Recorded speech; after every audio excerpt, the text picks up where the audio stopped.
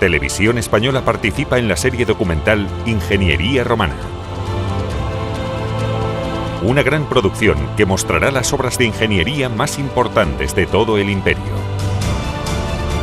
2 episodios tratarán sobre las ciudades romanas y Televisión Española ofrece ahora el primero de ellos, donde Tarragona y Cartagena son protagonistas.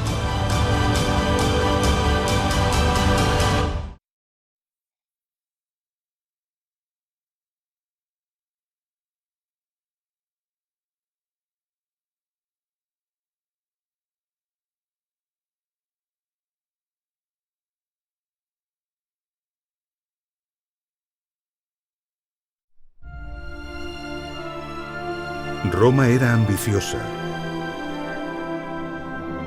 Deseaba ser una gran ciudad y progresar hasta alcanzar la máxima expresión.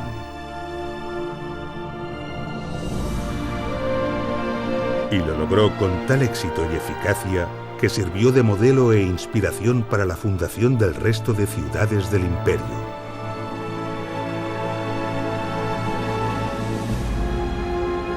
El progreso y el bienestar romano actuaron con mayor fuerza que las victorias en el campo de batalla.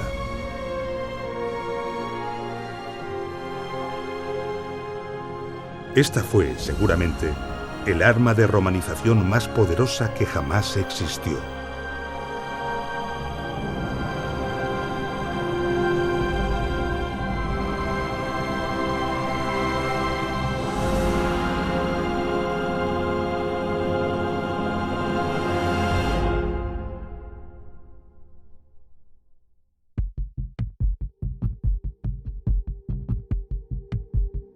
La decisión de fundar una ciudad y dónde situarla obedecía a una estrategia militar, logística o comercial.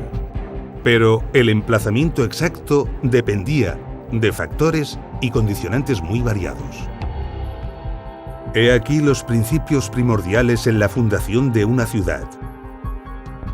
En primer lugar, se seleccionará un terreno totalmente favorable, un terreno elevado y abierto, despejado de nieblas y con una orientación que no sea ni calurosa ni fría, sino templada.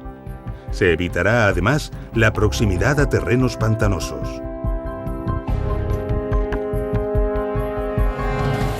De esta forma, Marco Vitruvio Polión, arquitecto y tratadista romano, describe en su tratado sobre arquitectura los factores que se debían tener en cuenta para elegir el emplazamiento de una ciudad. En él considera multitud de factores, como por ejemplo que la cuadrícula de la ciudad debía estar orientada según los puntos cardinales, pero que esta orientación debía ser alterada según la dirección de los vientos dominantes. Y así continuaba con muchos detalles, como la orientación respecto al sol, la distribución alternativa de la cuadrícula según fuera una ciudad de interior o de costa, y un largo etcétera.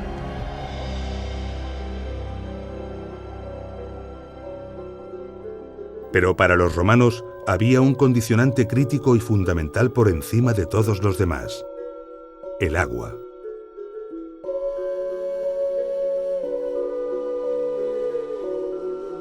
Los romanos sabían que el agua era un elemento fundamental de progreso y bienestar y que debía llegar abundantemente hasta el corazón de la ciudad.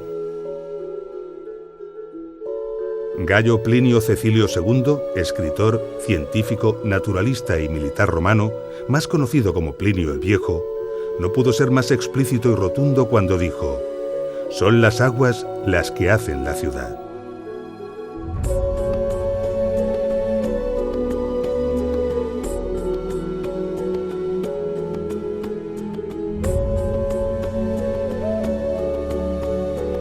Era inconcebible que una ciudad, por pequeña que fuera, no dispusiera de agua potable y de baños públicos.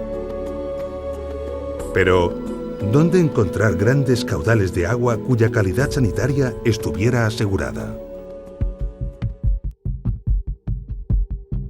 Los pozos ofrecían agua de gran calidad, pero de escaso caudal. Los ríos, aunque pudieran ser caudalosos, no ofrecían las garantías sanitarias exigidas por los romanos. Y lo mismo sucedía con los lagos y las presas. El agua de estos lugares podía contaminarse fácilmente. El agua de lluvia podía ser almacenada, pero no para beber, porque el agua retenida acaba siendo fuente de enfermedades. Solo había una solución posible: captar el agua en los ricos y poderosos manantiales de las montañas. Por lo tanto, antes de fundar una ciudad y escoger su emplazamiento definitivo, era fundamental certificar la existencia de manantiales suficientemente potentes y constantes que, con independencia del clima y las estaciones, asegurasen un suministro ininterrumpido de agua de calidad a los habitantes. Y determinar si la altura y la distancia a la que se encontraban permitía canalizar el agua hasta el emplazamiento deseado para la ciudad, mediante la construcción de uno o varios acueductos. Solo una vez certificado esto, el emplazamiento de la ciudad podía confirmarse.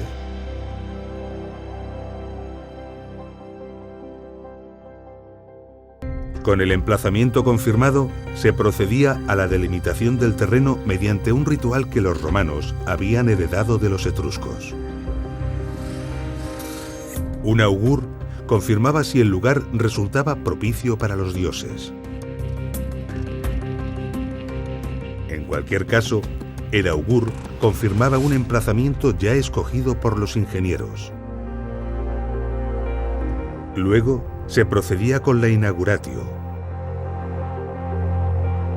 En un punto central del espacio elegido se abría una fosa y se introducían en ella ofrendas y tierra del lugar de origen de los fundadores. Después, se marcaba el perímetro de la ciudad con un arado tirado por una yunta de bueyes guiada por un sacerdote. Sobre este perímetro se situaría la muralla defensiva de la ciudad.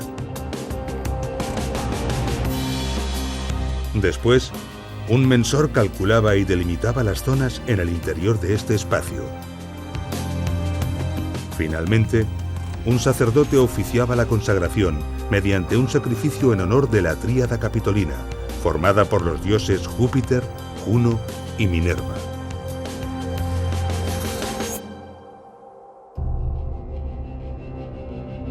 La ciudad romana estaba articulada normalmente sobre dos ejes principales: el Cardo o Cardo Maximus, la calle que se orientaba más o menos de norte a sur, y el Decumanus Maximus, la calle perpendicular a esta que atravesaba la ciudad de este a oeste. El trazado del resto de las calles se realizaba en paralelo a ambas, formando manzanas.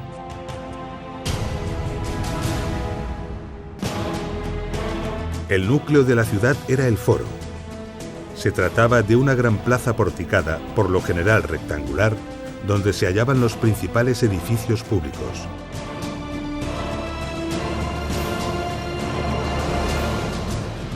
La curia o sede del senado local, las basílicas o edificios civiles donde se celebraban procesos públicos y operaciones comerciales, y los templos, especialmente los consagrados a la tríada capitolina. En las proximidades del foro se encontraban los mercados, y más allá, los edificios públicos dedicados al ocio y a los espectáculos, tales como las termas, el circo, el anfiteatro y el teatro. Este era el modelo ideal de ciudad romana, heredado del modelo hipodámico griego. Este modelo se puede comprobar fácilmente en muchas de las ciudades que han logrado conservar su huella en el territorio gracias a las imágenes de satélite. Por ejemplo, en Mileto, de origen griego, cuyo trazado reticular fue planeado por Hipódamo de Mileto, convirtiéndose en el arquetipo del diseño urbanístico que seguirían las ciudades clásicas. O en Timgad, también llamada Tamugadi, en Argelia, colonia romana. Se aprecia perfectamente el perímetro amurallado, el Cardo Maximus, el Decumanus Maximus, el foro en el núcleo de la ciudad y en sus cercanías el teatro.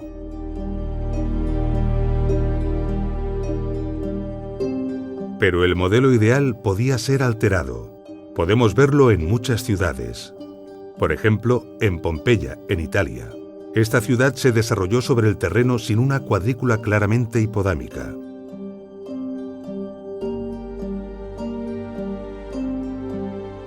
También en Palmira, en Siria, de origen nabateo, capital de la reina Zenobia, que finalmente fue conquistada y ampliamente romanizada. Cuenta con magníficas avenidas columnadas, pero su perímetro es muy irregular y la distribución urbana no tiene una estructura claramente cuadrangular.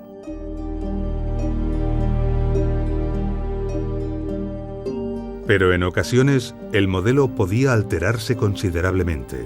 Cuicul, colonia romana en Argelia, es un buen ejemplo. O Cirene, colonia griega en Libia, distribuida a lo largo de una gran calle en el Castro.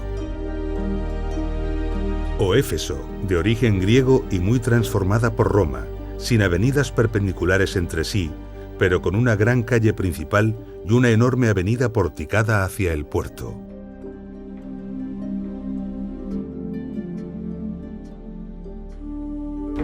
La mayoría de las ciudades romanas eran obras colosales que abarcaban enormes extensiones.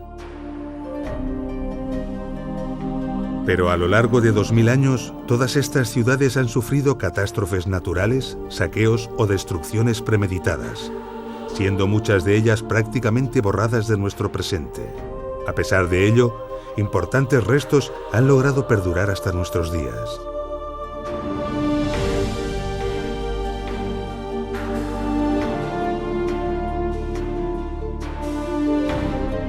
Pero resultó que el emplazamiento escogido para algunas ciudades romanas fue tan idóneo y ventajoso que tras la desaparición del imperio, nuevas ciudades fueron construidas exactamente en el mismo lugar.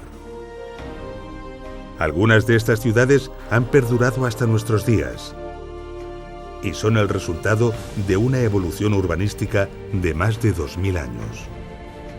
En la actualidad, estas ciudades son maravillosos yacimientos arqueológicos. En ellas, la interpretación de los antiguos restos romanos supone un enorme y apasionante desafío.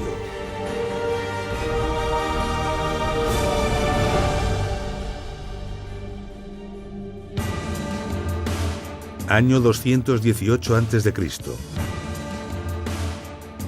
El ejército cartaginés, al mando del general Aníbal Barca, emprende una gran campaña contra Roma. Para ello, decide cruzar Iberia y el sur de la Galia. Su objetivo es atravesar los Alpes para dirigirse directamente a Roma. Para cortar la vía de suministro al ejército cartaginés, Roma decide desembarcar en la antigua Iberia. Era fundamental cortar los suministros y las comunicaciones entre Aníbal y su retaguardia para así aislarlo. Pero para ello debe encontrar un emplazamiento militar estratégico en la costa mediterránea. El general Gneo Cornelio Escipión dirige a las legiones romanas con la misión de encontrar este lugar idóneo. Y lo halla en una elevación costera desde la que se dominaba una bahía propicia para construir un puerto. Allí se levantó un campamento y luego una ciudad. Es la aparición de Tarraco, la puerta de Roma en Hispania.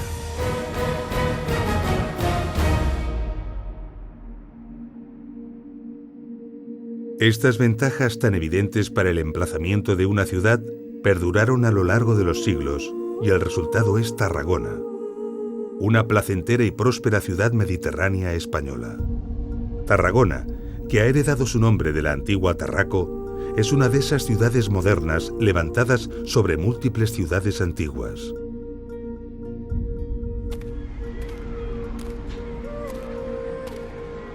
Pasear por Tarragona es algo muy especial. El hecho de que Tarragona esté exactamente en el mismo emplazamiento que la antigua Tarraco hace que al caminar, la historia te salude a cada paso. En los próximos minutos asistiremos a un gran espectáculo en el que comprenderemos la grandeza y esplendor que se oculta tras cada una de estas piedras.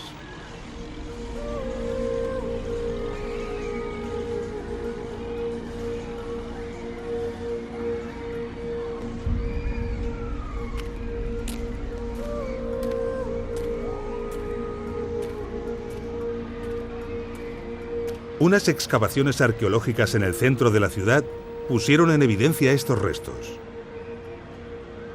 Se trata de 2 filas de columnas, con 14 de ellas en cada fila.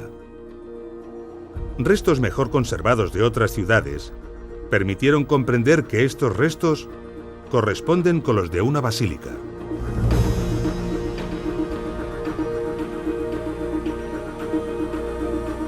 Era un gran edificio de 3 naves.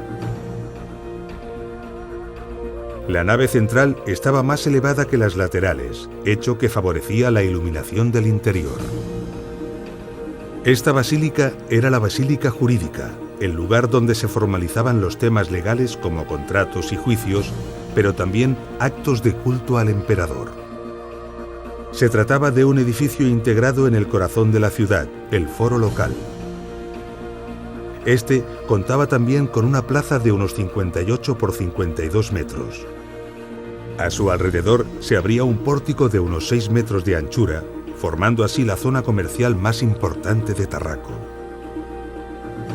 La excavación arrojó evidencias también de la proximidad de un Capitolio, el templo principal de la ciudad hace unos 2100 años, dedicado a los dioses Júpiter, Juno y Minerva. Si pudiéramos ahora contrastar lo que acabamos de conocer con la realidad, vislumbraríamos rápidamente que la Tarragona actual tendría dificultades para competir en grandeza y esplendor con la antigua Tarraco.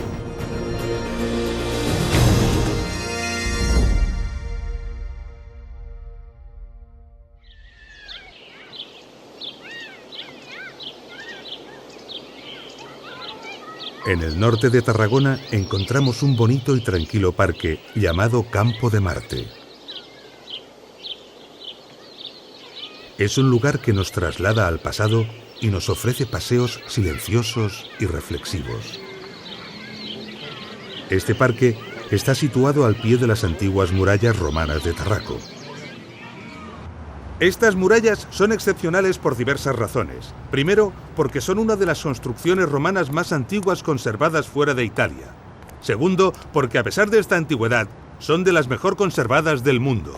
En su diseño, se emplearon en los 3 primeros metros unos megalitos que sirven como refuerzo para los impactos de las máquinas de guerra y también para constituir una excelente cimentación.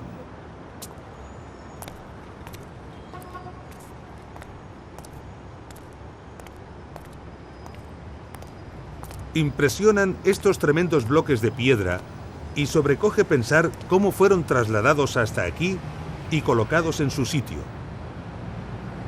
El peso de alguno de ellos debe de sobrepasar las 30 toneladas.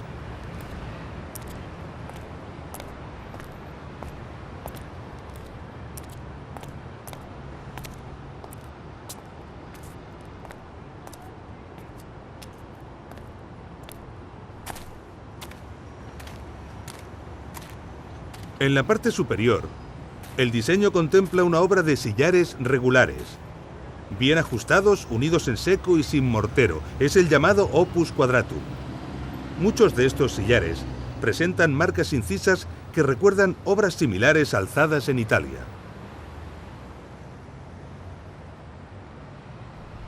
Veamos la técnica constructiva.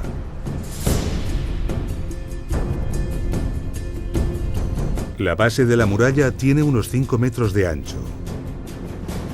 A ambos lados se situaban los megalitos y el interior se rellenaba con piedras gruesas y tierra. Después se situaban los sillares, bien trabajados, perfectamente ajustados y unidos en seco. Cada pocos metros se colocaban otros transversalmente, formando muros interiores. Con esta técnica se lograba un esqueleto interior que reforzaba y aumentaba considerablemente la resistencia de la obra. Se creaban además compartimentos independientes que no comprometían al resto de la muralla en caso de que se abriera una brecha. El interior se rellenaba inicialmente de piedras pequeñas y cascotes de menor tamaño, y después se extendían capas de adobes de unos 10 por 30 por 45 centímetros. La altura total de la muralla alcanzaba los 10 o 12 metros y la anchura en la parte superior unos 4 metros. Suficiente para habilitar una zona de vigilancia conocida como Paso de Ronda.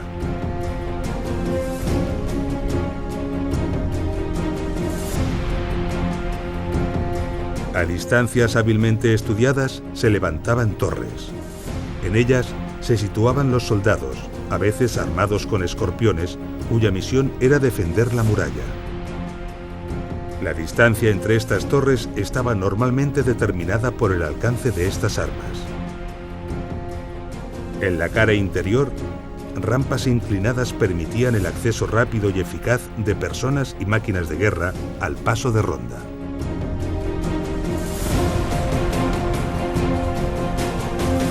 En la actualidad, la parte conservada de la muralla de Tarragona envuelve solo parcialmente el núcleo antiguo, pero en su momento se extendía a lo largo de todo el perímetro de la ciudad, unos 5 kilómetros.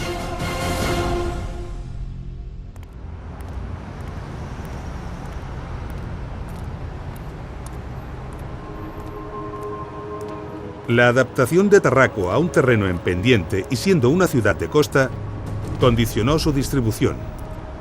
Esto la sitúa claramente en el grupo de ciudades que se apartan del modelo ideal romano. También contribuyó el hecho de ser una ciudad tan importante como lo era una capital de provincia.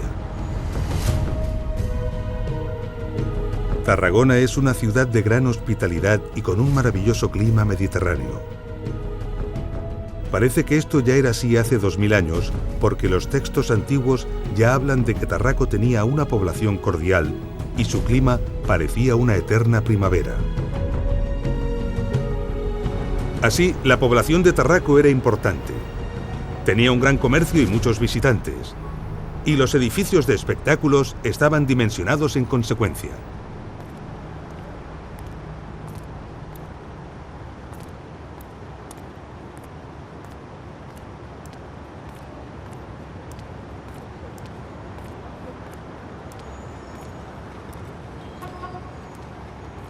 En el extremo oriental de esta calle encontramos hoy restos de la muralla medieval de Tarragona.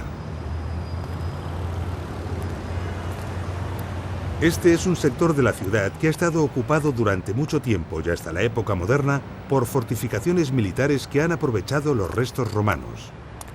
Por fortuna sin malograrlos gravemente. Así que, tras estos muros, tenemos una agradable sorpresa.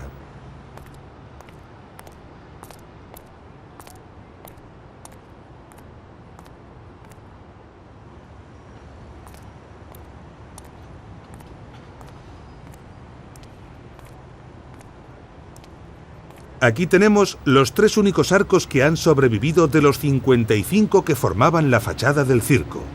Tienen 7 metros de altura. Realmente impresionantes. Podemos ver que la fachada está construida con sillares trabajados con esmero. En el interior, otros más pequeños de tipo sillarejo. Y las bóvedas vemos que están elaboradas con el famoso hormigón romano.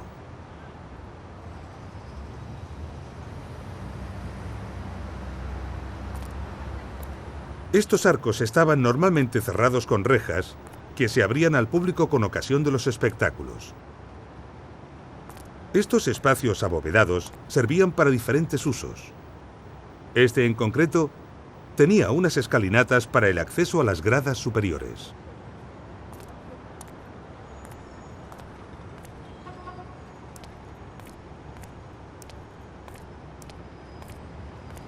Desde este lugar podemos ver los arcos que se conservan.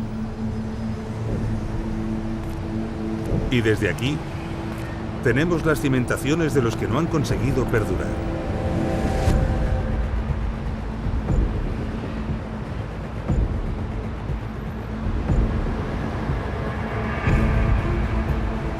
Encontraríamos algunas más de estas cimentaciones si levantásemos esta calle y muchas más debajo de esas casas.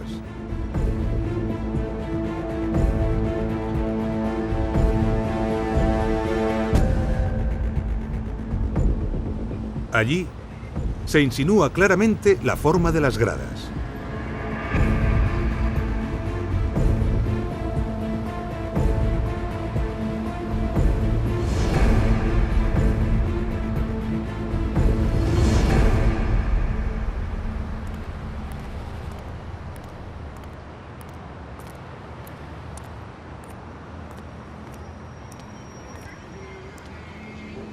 Esta es la Plaça de la Font, una turística y bonita plaza llena de terrazas.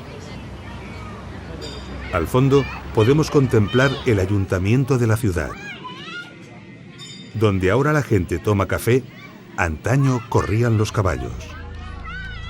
Así que nos encontramos justo en la arena del circo. Esta plaza ocupa aproximadamente un 20% de la superficie del circo. Eso nos da una idea del tamaño original que tenía esta enorme construcción. Las casas del lado sur de la plaza se apoyan en las cimentaciones romanas y cuando fueron construidas, su ancho quedó condicionado por las bóvedas originales del circo. Por eso sus dimensiones son tan similares. Muchas de estas casas no solo conservan los cimientos romanos, también aprovechan gran parte de las paredes y de las bóvedas. Entremos en esta sucursal bancaria para comprender con claridad lo que estamos hablando.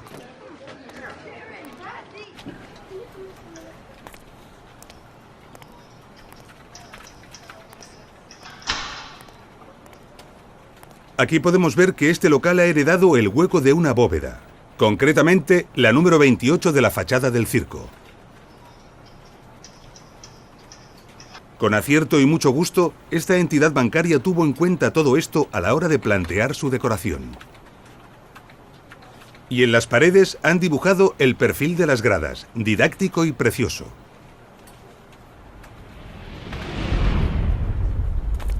Y esto ocurre en multitud de locales y casas, la mayoría de ellos privados. Muy cerca, en la llamada Plaça dels Sedassos, otras excavaciones han dejado al descubierto nuevos y esclarecedores restos del circo.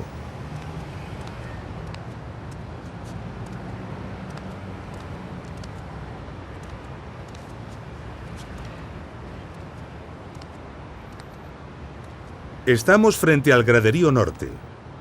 Aquí se levantaba un muro de sillares, que es donde comenzaban las gradas.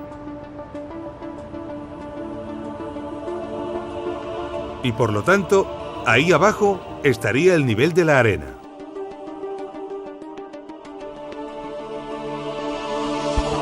También podemos ver parte de las bóvedas que soportaban las gradas.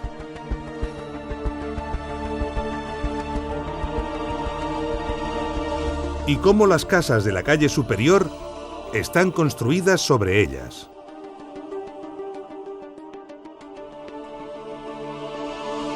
Podemos ver ahora con mayor claridad que nunca cómo las casas aprovechaban las cimentaciones romanas.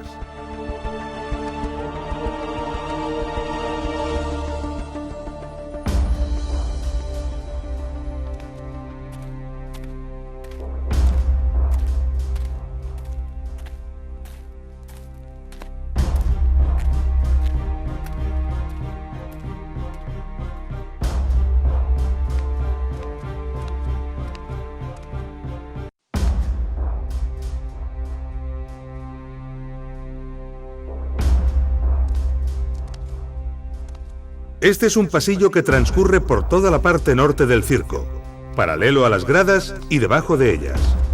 Antaño debió abarcar toda la longitud que el circo tenía, pero actualmente solo se conserva como un tercio del total.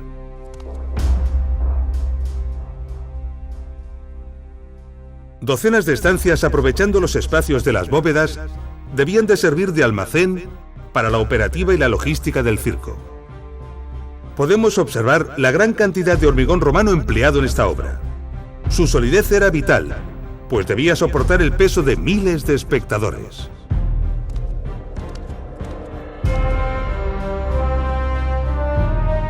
El Circo de Tarraco era un edificio impresionante con una longitud de unos 310 metros y una anchura de entre 100 y 120.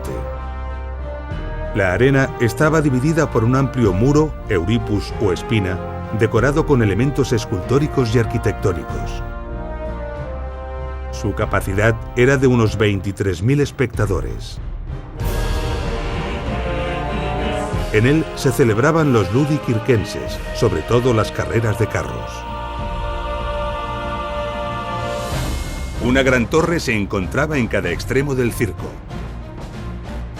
La torre del lado este, llamada actualmente Torre del Pretorio, se conserva, aunque considerablemente alterada debido a diversas reconstrucciones en el tiempo.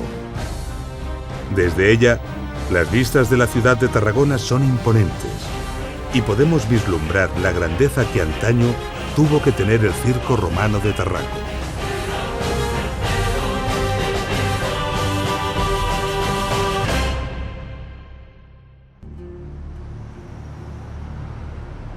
Nos encontramos en la Torre del Pretorio. Aquí, en su base, tenemos pistas importantes de cómo continuaba la ciudad en la parte superior del circo. Sobre este muro original romano, tenemos una decoración con pilastras.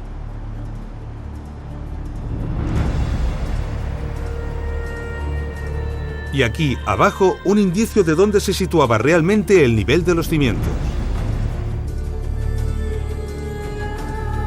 Uniendo esta información con la que arrojan otros hallazgos y por el conocimiento que tenemos de las ciudades de otras partes del imperio, podemos reconstruir el elemento arquitectónico al que pertenecen, la plaza de representación y de administración de la provincia.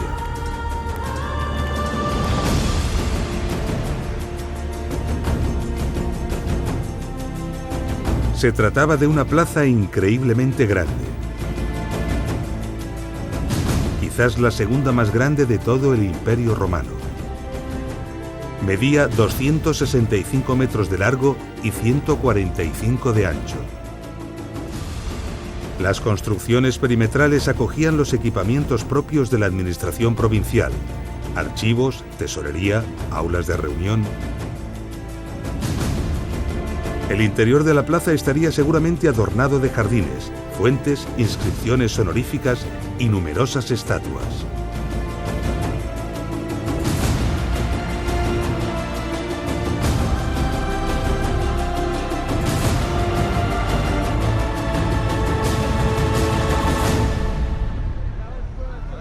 Una escalera monumental se situaba en el lado noreste.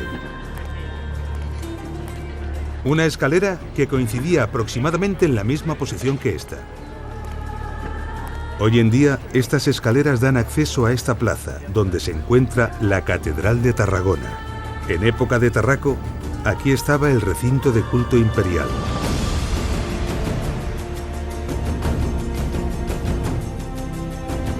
Otra gran plaza, esta vez de 156 por 133 metros.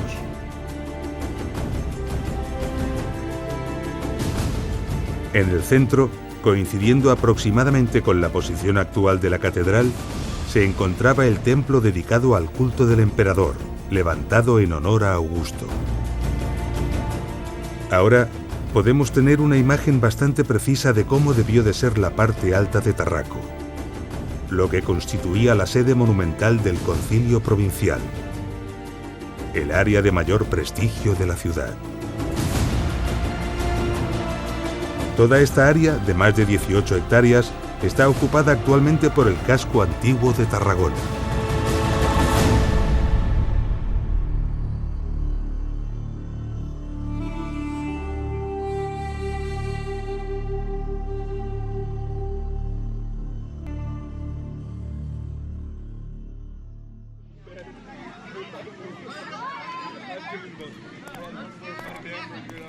La zona alta de Tarraco era una zona destinada a las élites políticas y económicas de la ciudad. Actualmente está ocupada por el casco urbano de Tarragona. Así que hace 2000 años, exactamente en este lugar, paseaban políticos romanos entre exuberantes fuentes, jardines y estatuas de mármol.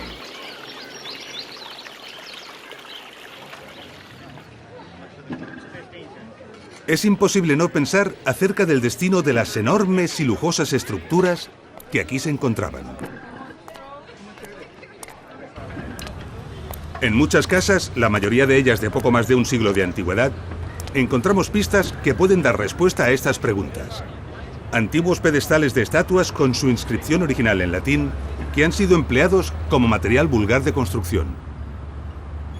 La parte alta de Tarraco sirvió como aprovisionamiento de materiales para otras construcciones, algo que ha ocurrido durante más de 1500 años hasta hace muy poco.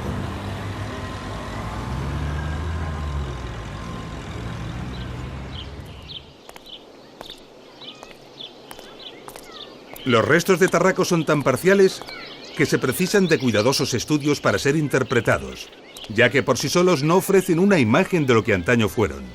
Pero hay una bella excepción, el anfiteatro.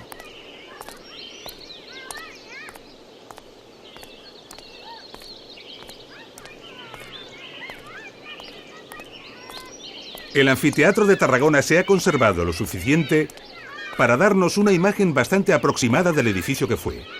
A ello han contribuido diversas restauraciones.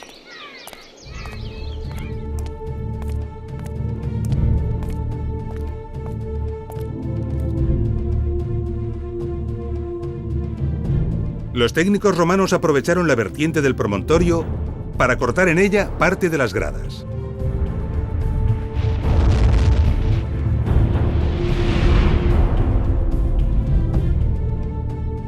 En las zonas donde el terreno no lo permitió, las gradas se levantaron sobre bóvedas. La obra que destaca en la arena son los restos de una basílica del siglo VI y de un templo románico del siglo XII. Tanto la basílica como el templo se levantaron con bloques de piedra del propio anfiteatro. Por lo tanto, estos restos no pertenecen a la obra original.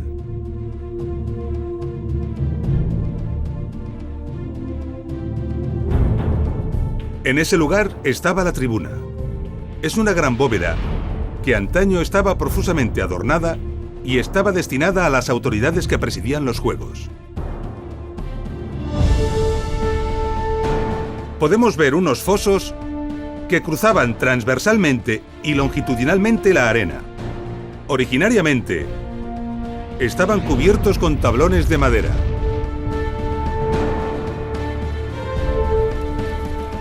En ellos se encontraban espacios de descanso y de culto donde los gladiadores invocaban a la diosa protectora Némesis.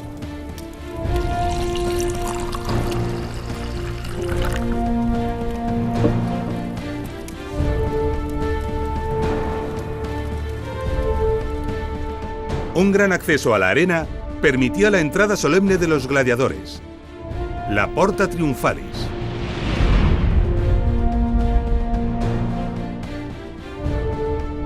Otro, la salida de los vencidos en combate, la Porta Libitinaria.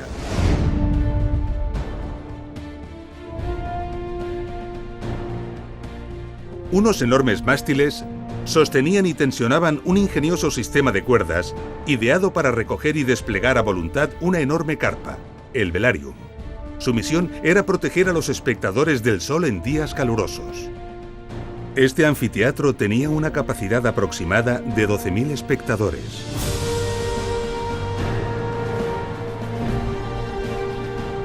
El espectáculo representativo de los anfiteatros consistía en la lucha de gladiadores y caza de animales. En contraste con la imagen habitual que el cine nos ha ofrecido sobre las luchas a muerte, durante la mayor parte del imperio, ser gladiador era una ocupación lucrativa y duradera.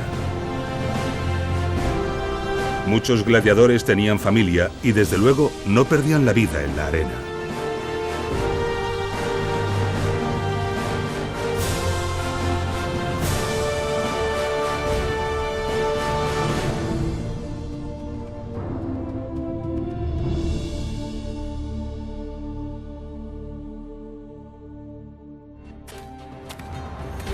Los vestigios encontrados del anfiteatro y del circo romano de Tarraco han sido importantes, arrojando mucha luz de cómo fueron estos edificios originariamente.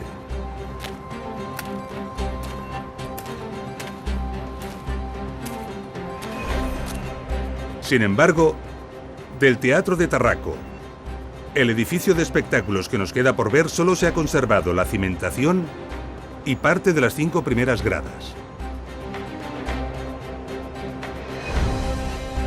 Para poder imaginar cómo fue el teatro de Tarraco, debemos trasladarnos a otra parte del imperio.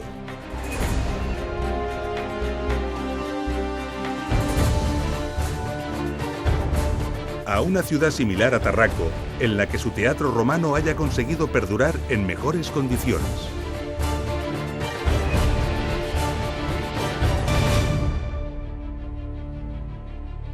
Año 209 a.C. Roma, de la mano del general Escipión, ha conseguido cortar las provisiones a Aníbal, pero solo controla la costa nororiental. El ejército de Escipión es muy inferior numéricamente al ejército del cartaginés Asdrúbal Barca, situado al sur de Hispania, lo que preocupa a Roma y desmoraliza a sus tropas. Pero el general Escipión decide, sin recibir órdenes de Roma e inesperadamente, invadir la Iberia cartaginesa. Su estrategia es atacar a Kar Hadash, la capital cartaginesa en Iberia, en una operación relámpago. La flota romana transporta los equipamientos más pesados, permitiendo al ejército de tierra avanzar a gran velocidad. Kar Hadash cae en poder de Roma y es bautizada con el nombre de Cartagonova. Cartagonova se convertirá en una de las tres capitales de la Hispania romana, junto a Tarraco y Córdoba.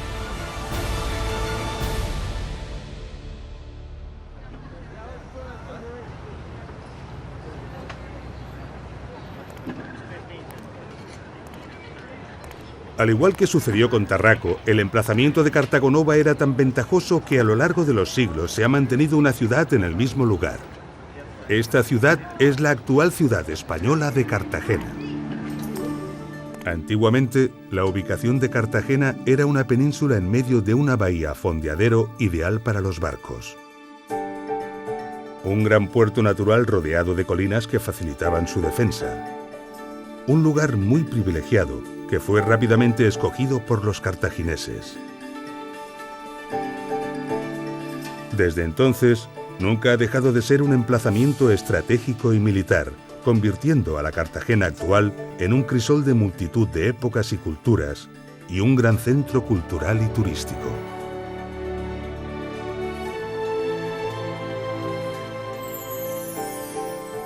El monumento antiguo más impresionante que la ciudad conserva de todos sus siglos de historia es el Teatro Romano de Cartagonova.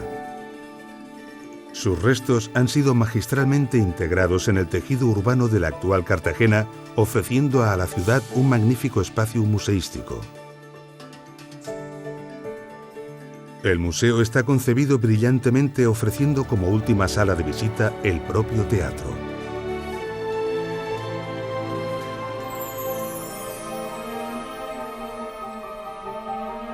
Todos estos restos y la estructura conservada del Teatro Romano de Cartagena son suficientes para imaginar cómo debió ser antaño esta construcción. Las representaciones teatrales tenían lugar en el proscenio.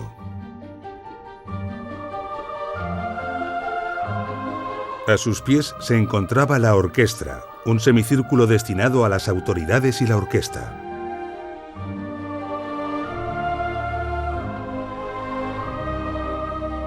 Envolviéndolo todo estaba la cavea, estructura semicircular que albergaba las gradas.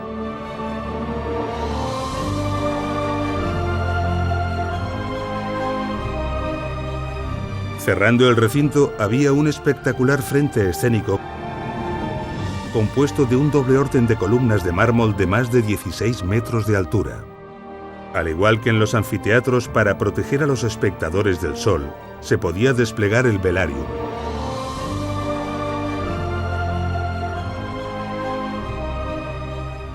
Tras el frente escénico había un gran espacio ajardinado. Según Vitruvio, en este lugar se refugiaban los espectadores en caso de lluvias imprevistas y los actores realizaban preparativos. Los teatros romanos eran edificios emblemáticos en los que se representaban obras clásicas y romanas. Su destino principal era, como el de los demás edificios de espectáculos, el ocio ciudadano. En el Teatro Romano de Cartagonova cabían 6.000 espectadores que se situaban en la cavea en un orden establecido según su rango social.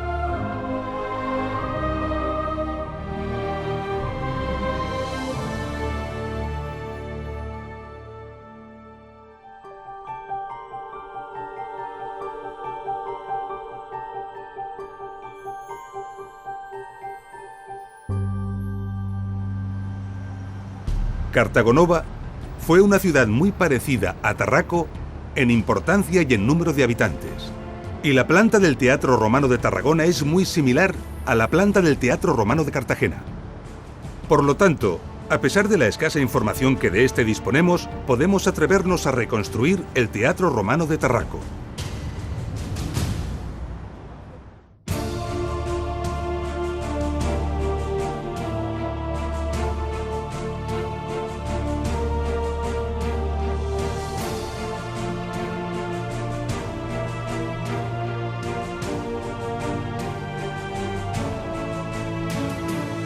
Con la incorporación del teatro, nuestro modelo de la antigua Tarraco se completa sustancialmente, solo faltando el puerto y la ciudad residencial para ser completado. Pero conocer la ciudad residencial de Tarraco es extremadamente difícil, ya que el espacio que ocupaba en tiempos de Tarraco está actualmente ocupado por la parte moderna de Tarragona.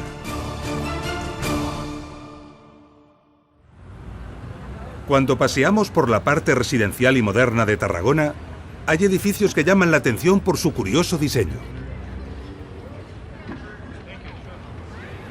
Aquel edificio, por ejemplo, tiene el parking destinado a los coches elevado y no subterráneo, como es lo habitual.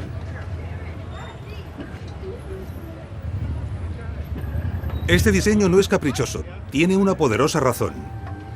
Aquí, bajo el edificio, se encuentran restos de la parte residencial de Tarraco. Restos que aparecieron en las excavaciones realizadas para construir estos edificios y que el ayuntamiento de la ciudad obligó a preservar para su futuro estudio. Son solo cimentaciones, pero todas juntas nos ofrecen una imagen clara. Una imagen de cómo se estructuraba la parte residencial de Tarraco. Calles con aceras, formando manzanas ordenadas a su vez sobre una retícula ortogonal.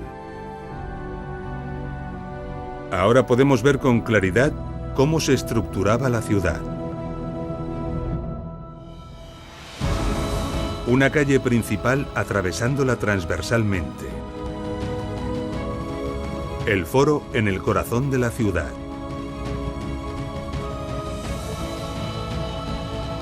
En la parte alta, la zona administrativa, el circo y fuera de las murallas, el anfiteatro. Coronándolo todo, el recinto de culto. Y en el sur, con toda seguridad, el puerto. Un puerto hipotético basado en el conocimiento adquirido de otras ciudades, ya que hasta la fecha no se han encontrado vestigios que nos indiquen cómo fue realmente el antiguo puerto de Tarraco.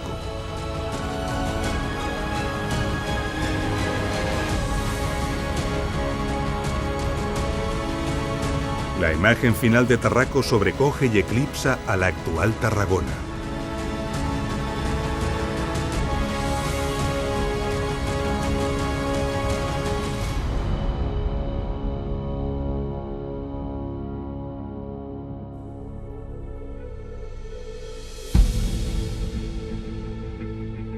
Estamos al final de nuestro episodio.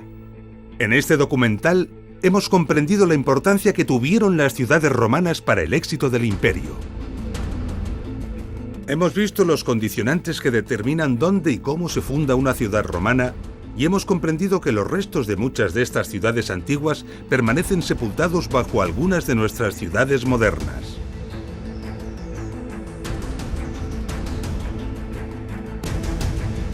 Hemos asistido al espectáculo de interpretar los restos antiguos de una ciudad romana y enfrentarlos a una ciudad moderna.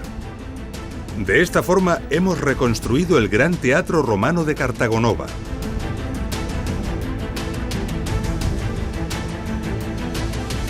y la Gran Tarraco.